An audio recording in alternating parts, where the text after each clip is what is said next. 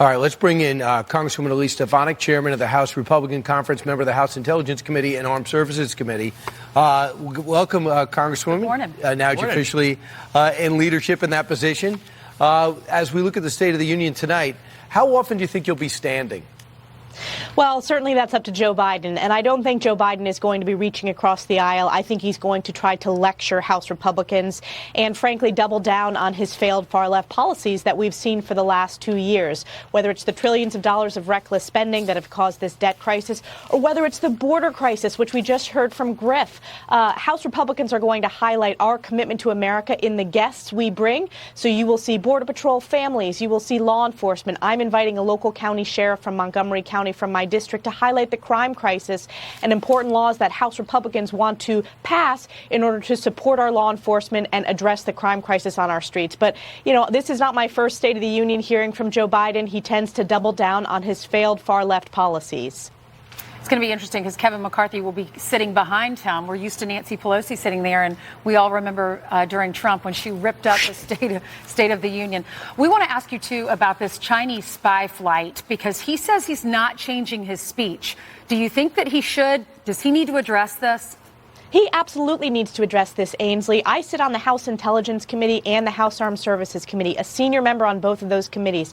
And the fact that Joe Biden, he abysmally failed in terms of handling this as the commander-in-chief. We're talking about our number one adversary in the 21st century going into our sovereign airspace. And what is very concerning is this administration and Joe Biden had no intention of telling the American people until an everyday American pointed it out. He abysmally failed to address this, and that is sending a signal of weakness to communist China. We need to assert strength. We need to assert peace through strength, which is why House Republicans are going to stand up for peace through strength when it comes to our defense policies. This is part of the reason that we started the Select China Committee, which is bipartisan, by the way, because we believe this needs to be an American priority, not a partisan one. This should unify, and it does unify everyday Americans who know that a rising China is an adversary for the United States of America. Well, you say he should talk about it. He says, nope, not going to do it. Here he is yesterday. Watch.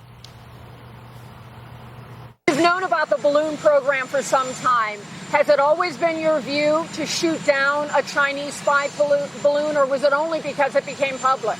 Oh, no, it was always my position. Once it came over to into the United States from Canada, I told the Defense Department I wanted to shoot it down as soon as it was appropriate. Does this change? They concluded we should not shoot it down over land.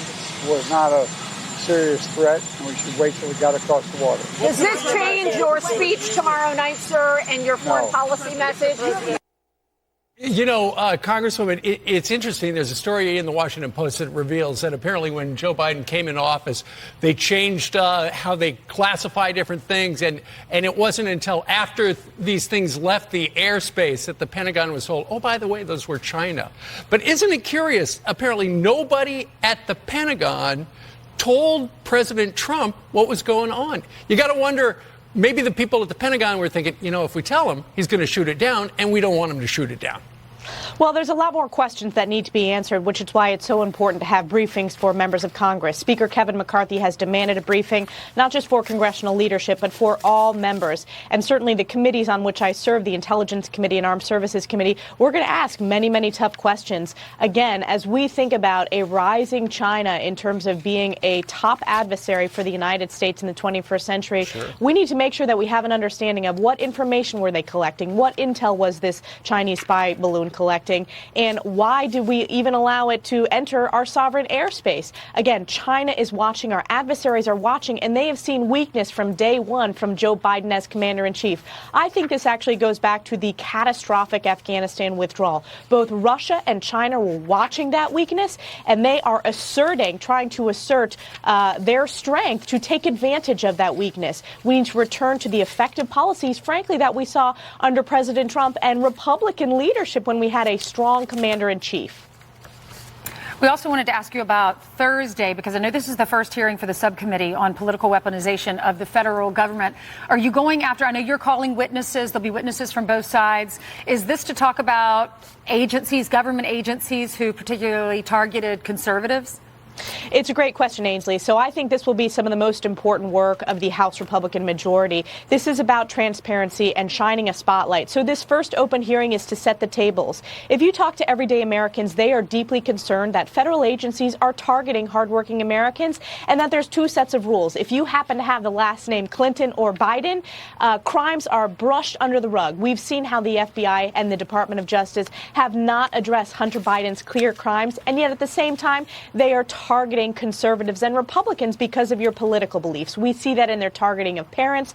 We see that in their targeting of whistleblowers in their own agencies who raise concerns. So this is going to set the tables that this is an issue, this is important to address, and we are going to leave no stone unturned. I believe this is going to lead to bombshell reports, the work of this subcommittee, and ultimately legislative reforms. Yeah, you need those whistleblowers, those FBI agents we hear so much about that evidently have a story to tell, and they've already gotten to some retribution on them already. So hopefully we'll get a chance to see them. Congresswoman Stefanik, well, look, it's going to be a long day for you. Thanks for joining us this morning. Thank you. Thank you.